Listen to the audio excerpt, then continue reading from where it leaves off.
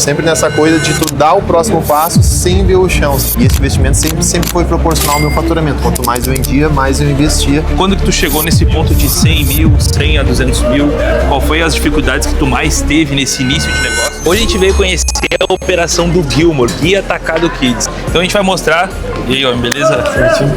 Hoje a gente vai mostrar tudo e toda a operação dele, a história que ele vem fazendo aí no centro de Porto Alegre. Gui, primeiro de tudo, queria entender um pouco da tua história, como tu começou, qual foi teus perrengues, o que tu vem passando aí, quantos anos tu tá no mercado e como tu tá fazendo todo esse sucesso aí aqui no Rio Grande do Sul.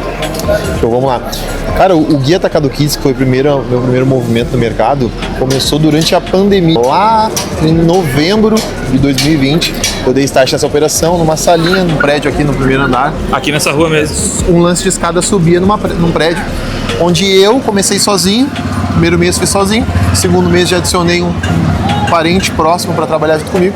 Essa operação era bem enxuta, era um aluguel de uma sala comercial ali, em torno de R$1.000. Que ano é isso, Gui? Isso foi durante a pandemia, era novembro, final do ano de 2020. 2021, a pandemia estava acontecendo. E eu vi essa oportunidade de me inserir no mercado e acabei abraçando. E dali pra cá a gente foi dando passos e cada vez avançando, né? Sempre nessa coisa de tu dar o próximo passo sem ver o chão, sabe? É tu investir no teu negócio. Claro que aí tu começa a ver o movimento do mercado e ver o time de cada coisa. Sim. Mas o Guia Atacado Kids nasceu assim. Uma salinha comercial no primeiro andar. E aí, mas me diz assim, ó, o ponto... Vamos caminhando aqui, vamos olhando as outras operações. Produção em massa é o que te faz tu ganhar mais tempo de tela, retenção e gerar mais conexão e venda. Hoje na nossa operação a gente tem 4 pessoas que filmam à disposição, 4 pessoas que filmam, tem 2 social media, tem mais eu que produzo conteúdo. Então a gente tem uma equipe para produzir conteúdo, olha... Perto de 10 pessoas. Perto de 10 pessoas que são só para isso. A gente produz cerca de 30 a 35 stories por dia, que é de forma estratégica, que o algoritmo pede, não é nem o que eu tô querendo. Se o algoritmo semana que vem pedir para nós para 40, 50 por dia, a gente vai produzir, porque a gente entende que é uma troca saudável. E Reels a gente produz cerca de 8 a 9 por dia, mas também com fôlego para produzir mais se for necessário. Ô Gui, mas olha que louco, tem muito lojista, tá? Que tem medo de colocar esse cara aí, tipo assim, cara, mas eu acho que não, esse custo do funcionário ali, de colocar mais uma pessoa na operação, vai inflar minha operação. O que tu diria para esse cara que tá neste momento agora, por exemplo? Cara, o que eu vou dizer pra ele é que é uma economia burra, porque não faz sentido, entendeu? A produção de conteúdo é tão importante quanto a compra certa, quanto a oferta certa, quanto a gestão de contratação de um vendedor certo. Isso é uma parte importante de todo o negócio. Isso é o que faz girar a chave. Se tu não tiver uma mensagem clara, tem casos que dizem que o que vende é o marketing, não é nem o vendedor. E aí a tua parte na tua operação tá fazendo. Vamos conhecer a tua operação? Vamos lá. Por ver, todas as lojas elas são adesivadas, com a mesma campanha ativada. Todas as lojas têm o mesmo formato de padrão, iluminação, posicionamento de produto, balcão da mesma maneira, os preços são todos iguais. Hoje a gente tem 3 lojas físicas, mais a operação do e-commerce e mais a operação do WhatsApp. E hoje, o que tu vê de diferente, assim, da loja que provavelmente tu tinha muita dor naquela loja menor, né, de 70 metros quadrados? O que muda agora a loja de 300 metros quadrados e como que tu sentiu a necessidade do teu cliente, pô, ele tem que caber dentro do meu custo, né? E mesmo assim eu tenho que dar uma experiência fera pro meu cliente, porque ele tem que voltar, né? O que tu acha sobre essa situação? Não adianta só comprar um cliente novo se tu não consegue vender para ele ao longo do tempo. O que tu acha sobre isso? Cara, o grande desafio é o quê?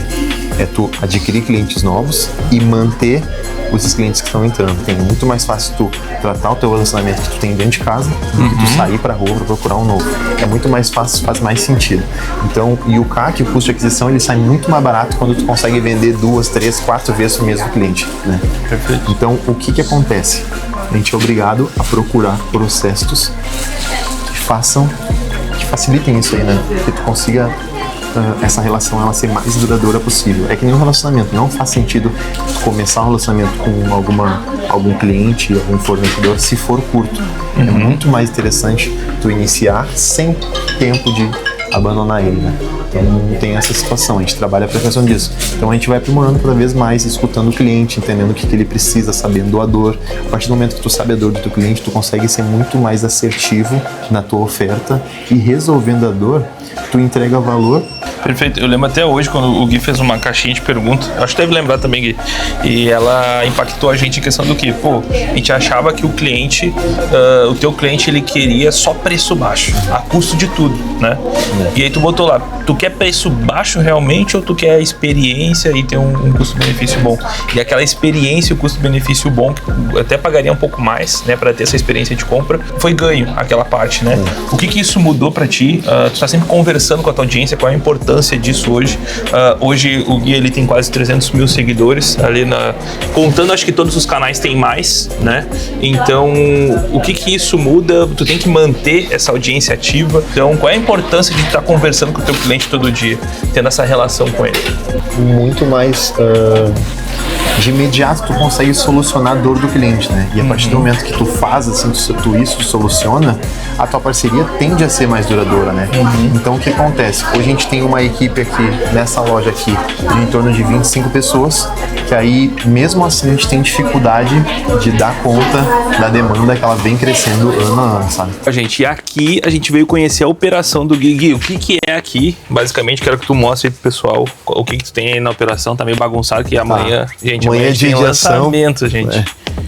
Só para vocês entenderem, eu rematei 2.500 jaquetas de inverno, no qual as jaquetas eram 100, 120 reais, preço de venda em qualquer uma loja, e a gente vai vender amanhã por R$ 49,90, tá? Não é loucura, são números, isso faz vender mais, e essas jaquetas também foram arrematadas com margem numa condição especial, tá? Só pra vocês entenderem o que eu vou botar as imagens aqui depois do resultado aí desse final de semana, vamos ver. 5 vendas por minuto. 5 vendas por minuto. Aham. Ô, meu. Pode falar, professor, eu falava com a concorrência guardar a jaqueta que ninguém vende mais, senhor. Guardar, pai. Pode sacar e já era. Depois do resultado aí desse final de semana, vamos ver. O homem disse que vai bater recorde, hein? Só quero ver. Gui, o que a gente tem aqui? Aqui tu tem todo o teu estoque, por exemplo, do digital, a questão do online, como é que tu separa isso? Isso aqui era um estoque, tá, do nosso, e a gente acabou dividindo aqui para fazer uma parte pro online. Então a gente vai acessar aqui. Ó, gente, aqui fica toda a operação de filmagem, de captação, edição e também a operação de WhatsApp. Gui, conta pra nós aqui como é que funciona aqui, como é que é separada aqui a estrutura que a gente montou aqui e avançou nisso daqui. Aqui a gente tá em processo de organização ainda, tá? Mas basicamente é uma estrutura onde a gente pegou um espaço do estoque, separou ele, isolou, para fazer uma produção e planejamento de conteúdo e atendimento do online e WhatsApp. Então, aqui a gente tem um canto onde o pessoal consegue separar algumas mercadorias, alguma coisa assim. Bacana. Aqui eu tenho mesas com computador, pessoal que produz, edita, responde o meta, saque. Ó, gurizada, pra vocês verem como o cara leva a sério o negócio, olha aqui a parede aqui, ó.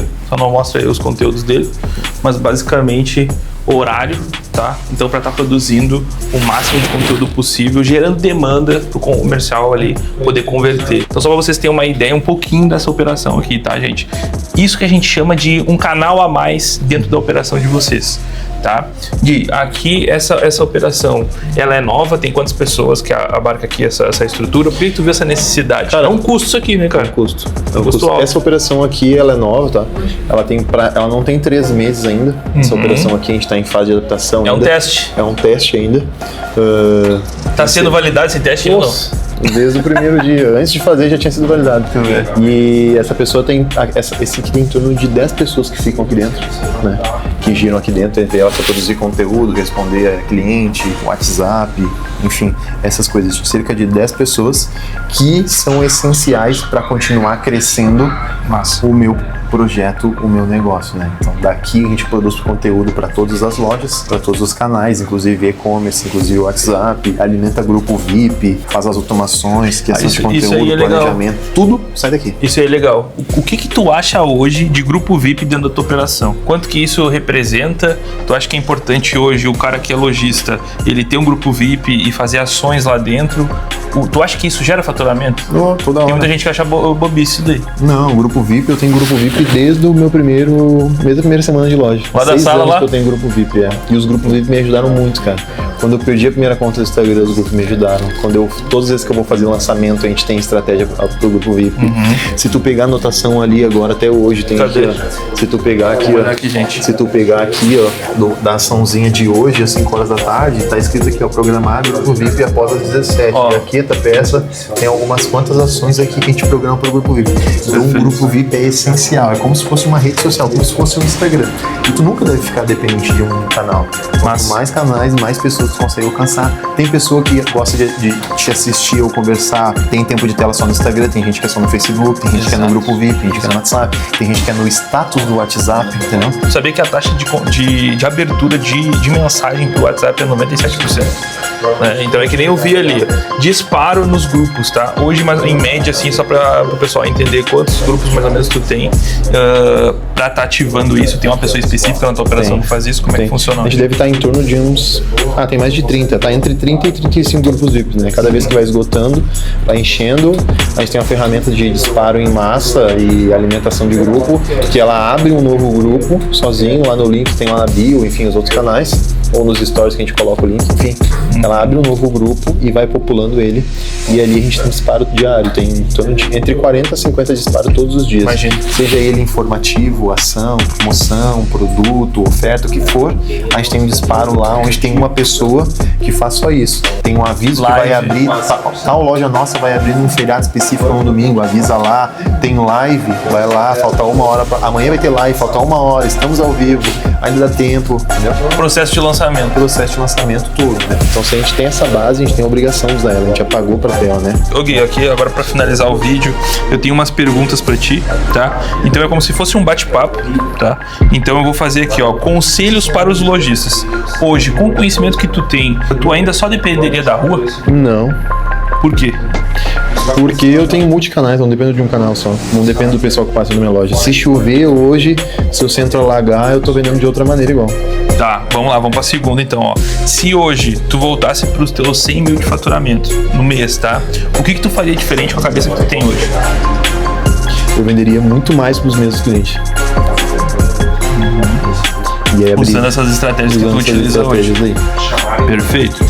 Como que tu vê hoje a economia? Eu tenho muitos lojistas que eu converso e o cara fala, eu não posso arriscar agora, eu não posso fazer esse investimento agora porque eu não sei como é que vai ter a economia daqui a 6 meses, daqui a 4 meses.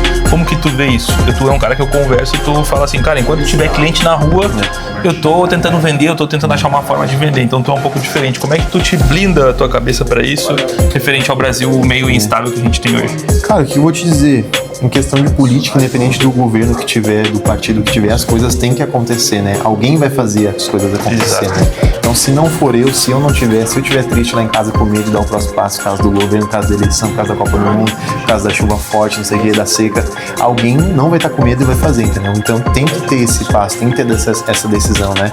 Mesmo quando tudo tende a dar, se o vento tá a favor ou tá contra, tu tem que pedalar igual, entendeu? Exatamente. Então funciona assim, se tu não tiver a fim de fazer o trabalho que tem que ser feito, alguém vai estar e alguém vai abraçar aquela fatia, né? E ser recompensado por aquilo, né? Perfeito, cara. Cara, obrigado por ter apresentado a tua operação aí pra gente. Gente, esse aí é mais um episódio por dentro da operação aqui na Move. Então acompanha aí o nosso canal e bora pra cima.